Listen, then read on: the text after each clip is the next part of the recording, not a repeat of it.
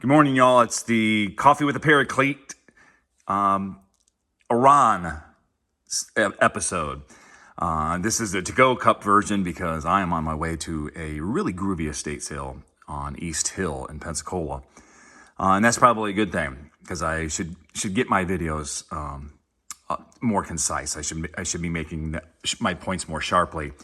And the reason I want to talk today is I want to talk about Iran. A lot of people don't understand Iran. And before I get started, let me say that I have come to embrace Russell Kirk's concept of, he once said that he opposed every single war that America ever found itself in, including the first one.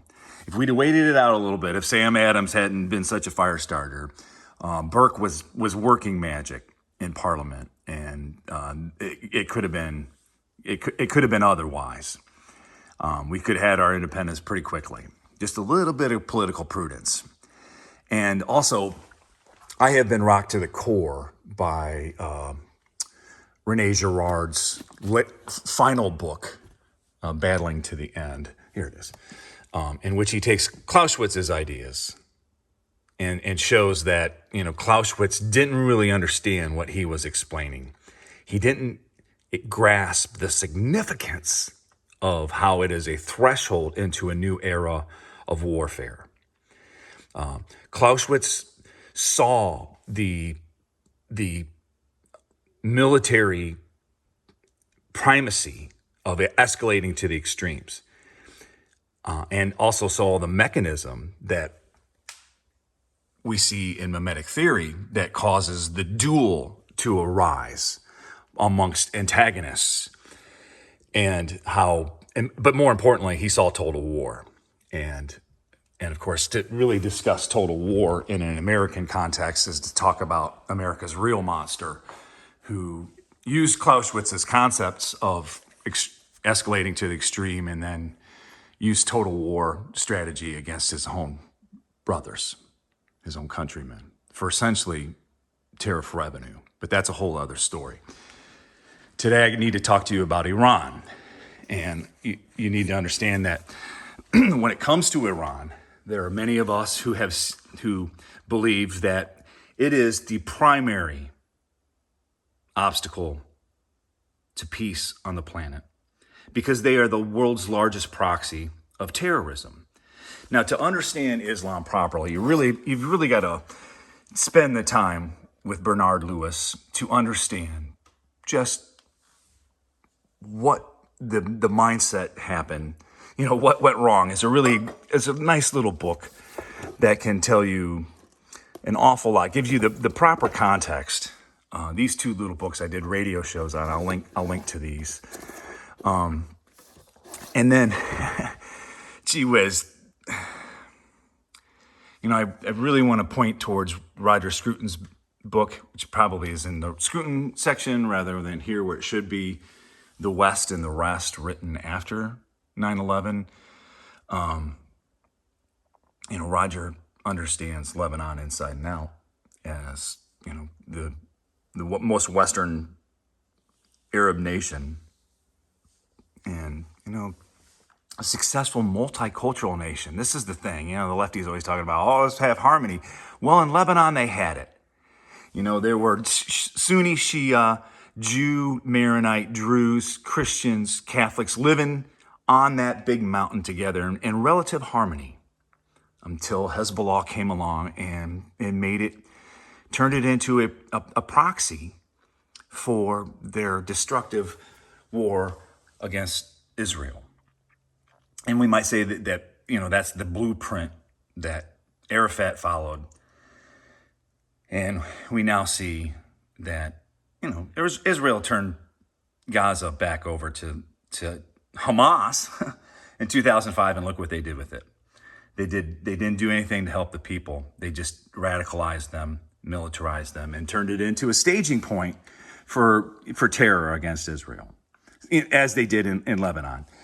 Pierre Gamalie's assassination and the Cedar revolutions that were attempted in Lebanon is a, and here we go back to, where do you really want to have your lessons? the best place to start, in my mind, is Angela Codevilla's magisterial book, Advice to War Presidents, A Remedial Course in Statescraft, which is, I think this is going to be a book that might emerge as kind of a the art of war. He's kind of my Sun Tzu, I must say, when it comes to rethinking the new era. And I didn't really understand the new era until Rene Girard explained the significance of Clausewitz to me.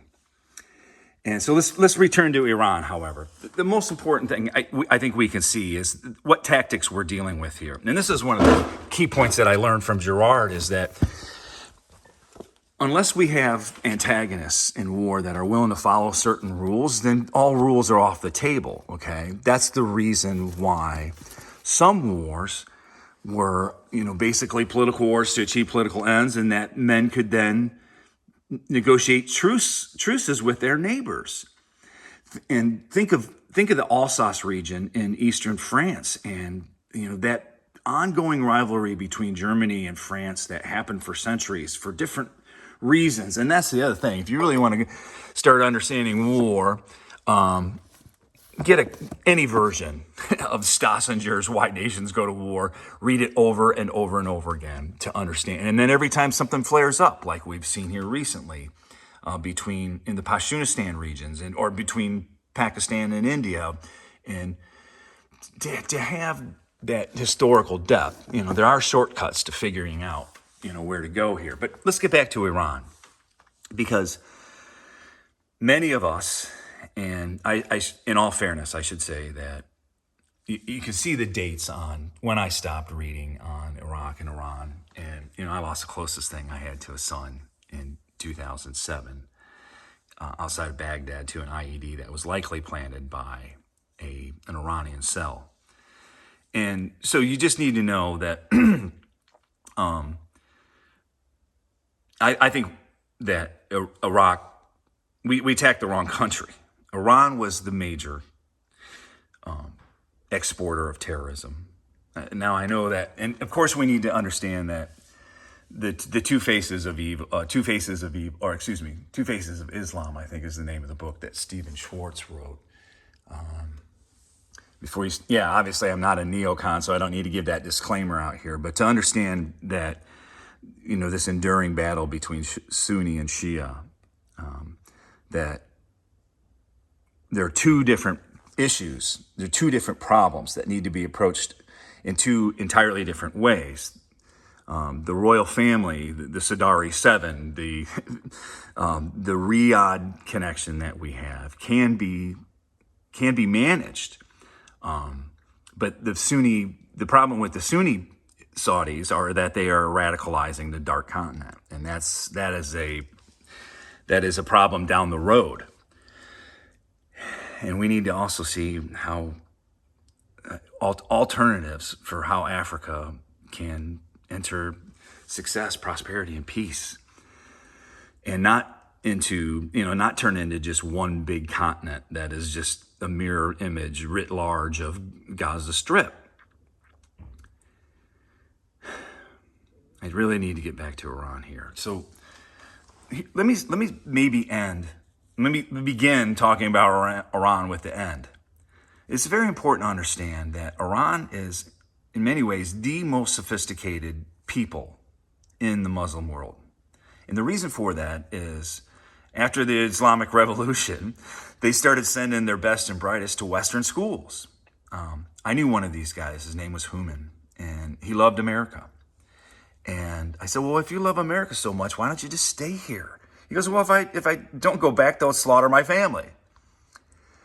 But what Iran did is they westernized their emerging generation. So it's important for you to understand that 70% of Iranians, and this is, these are the books that I was reading back in 2007, and 70% of Iran is under the age of 30. Most of the people in Iran are very pro-Western. And America's had the opportunity to reinforce their green revolutions several times. The first really terribly missed opportunity was Clinton. And boy, he had every incentive to solve some of these problems back then. But hey, he's not the only one that booted it. Obama booted the really greatest opportunity, that, part of that Arab Spring thing that was breaking out, because when we pulled out in 2009, it looked like there could be stable representative republics in the Arab world. Okay, so Iran has, if you want to survey, if you want to take a wide angle view of the Muslim world, Iran really should be and can be, aside from what I said about Lebanon, can very quickly become a tremendous ally to us. The people are not what the mullahs are. The oligarchy that's been in charge, no one believes them. And we're beginning to see, the same patterns exist where the people are not believing their leadership any more than the Czechs believed. And I'm looking for Czeslaw Miloš's The Captive Mind, and all that he says about, and Václav Havel discussing the Soviet leadership in the Czech Republic. No one believed it. The same is true in Iran. And so we need to help the people of Iran tear down their Iron Curtain before they become a nuclear power. And so in some of my radio shows, I get into a little bit further depth at that time regarding Iran and Natanz and all of their nuclear development and all the weapons of mass destruction that Hans Blix saw, and all the ways that they were avoiding IAEA inspections. The International Atomic Energy Agency was unable to detect. We now know not only their nuclear bomb programs back then, but there's this huge new one that we've discovered as well. And it's also very important to understand that we have people everywhere. We have friends everywhere in Iran. And so think, for example, that the head of the Iranian intelligence was actually a spy. We have spies throughout. So anytime you hear about these little explosions or malfunctions or these that's us. And that was told to me by someone who would know. And but that was the policy before Obama came, and Obama started cutting sweetheart deals to Iran. And Obama had his top advisor was and ran the White House was from Iran, and they couldn't have gotten better deals. And so it was very important that we rolled a lot of that stuff back. But now we see very clear, and this is where we need to end. The 100 or so missiles they lobbed into civilian zones in Jerusalem shows you exactly who Iran is. That they sent their proxy terrorist wing, Hamas, to do what they did. We're talking about the worst of evil. To be told to go and rape and torture and find civilians. We are talking about the most barbaric evil on the planet. And yet many people are willfully blind to it. There are Nazis still on this planet trying to cause the genocide of the Jews. And they're hiding in plain sight. And they're being sponsored by a very small minority of leadership, a very tight oligarchy in Iran that holds the reins of power like Stalin did. And so regime change is what's important, but more important than that is that they not be allowed to have nuclear weapons. And there are lots of ways to cause pressure. We don't want to do. It would have been. Look, we're running out of good options. Is where I'm headed with this. It would have been far better to have supported the Green Revolution, so that way the face of revolution looked like what caused the regime change, and of course, if they did it right, then they could set up a Republican government, small R Republican government with, however you want to do it. Our Constitution is not for export. This is the lesson we learned in Iraq and everywhere else we've tried it, with the exception perhaps of South Korea, where much of Kennedy's nation building actually did succeed. So back to Iran. We cannot. It looks like we are at a point where, of course, we're out of good options, and we need to completely dismantle their nuclear program. It seems to me, and here's the thing that I have. One of the lessons I learned from Girard in Battling to the End is that Hitler could have been stopped by the French when he remilitarized the Rhineland, but the French were held back by the UK and America, and so a kind of iron logic, a chain of iron logic, started to roll, and there was no way of stopping it at that point. And because Americans and the Brits were unwilling to allow France to, Hitler could have been a little speed bump on the road of history. But sometimes stuff is allowed to fester, and people who are really most at risk. So what I'm trying to do is compare today's Israel with, the interwar French, and see that what might be in our best interest might be to try to negotiate some deal with Iran, blah, blah, blah. But in the meantime, we're probably not seeing it as clearly as Israel is, and that it is indeed an existential threat. The moment they have a nuclear bomb, they will put it on top of one of their missiles, or they'll sneak it in. This is Timmerman's great argument too, is that, with Scud launchers, they can just put it on a boat and, come up close to the shore, open those doors, and put it on a drone, as we saw. Why not? That's the future of warfare. And so we need to have clear eyes going forward and new tactics. And that also means, and believe me, let me end by saying that all war is a failure of diplomacy. This will become clearer and clearer, that how blessed are the peacemakers. But the peacemakers can't be folks that don't understand that weakness invites aggression. You achieve peace through strength and love. This is the great example that Christ gives us. Love our enemies. We're not doing the right job of loving our enemies. And for example, Russia should have been one of the greatest Western success stories. They're Western, they're white, they're Orthodox Christian. They belong with us in the West, but America didn't woo them over after the wall fell.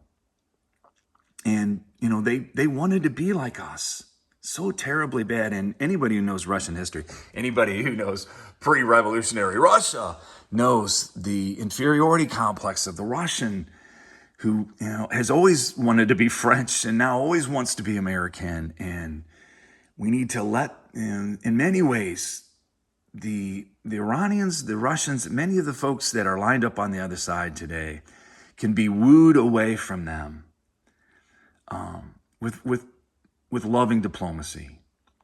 And this is why I think this trade war thing is a big mess too. But I've done videos on that. I'm not going to get in today. And there are estate sale fines in East Hill, Pensacola, that are just waiting on me to come visit them. So anyhow, say your prayers tonight, and know that he will cometh like a thief in the night. So I'm not saying this is Armageddon, but we are dealing with some high stakes here, and we can flub it up, and we should not. We should not. So anyways, take care, love one another. See ya.